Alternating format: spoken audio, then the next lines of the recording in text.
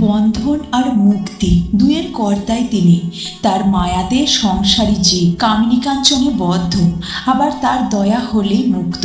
তিনি ভাববন্ধনের বন্ধনহারিণী তারিণী। তিনি মনকে আঁখি ঠেরে ইশারা করে বলে দিয়েছেন, যা এখন সংসার করগে যা। মনের কি দোষ? তিনি যদি আবার দয়া করে মনকে ফিরিয়ে দেন, তাহলে বিষয় বুদ্ধির হাত থেকে মুক্তি হয়। তখন আবার তার পাদপদ্মে মন হয়। সংসার আর মুক্তি দুই ঈশ্বরের ইচ্ছা। তিনি সংসারে অজ্ঞান করে রেখেছেন, আবার তিনি ইচ্ছা করে যখন ডাকবে তখন মুক্তি হবে। ছেলে খেলতে গেছে, খাবার সময় মা ডাকে, যখন তিনি মুক্তি দেবেন তখন তিনি সাধু সঙ্গ করিয়ে নেন, আবার তাকে পাবার জন্য ব্যাকুল করে দেন। কর্ম গেলে কেরানি যেমন ব্যাকুল হয়, সে যেমন রোজ অফিসে অফিসে ঘোরে আর জিজ্ঞাসা করে, হ্যাঁ গো কোনো কর্ম খালি হয়েছে? ব্যাকুলতা হলে ছটফট করে, কিসে ঈশ্বর পাবো। গোফে চড়া পায়ের উপর পা দিয়ে বসে আছেন, পান চিপুচ্ছেন, কোনো ভাবনা নেই। এরূপ অবস্থা হলে ঈশ্বর লাভ হয় না।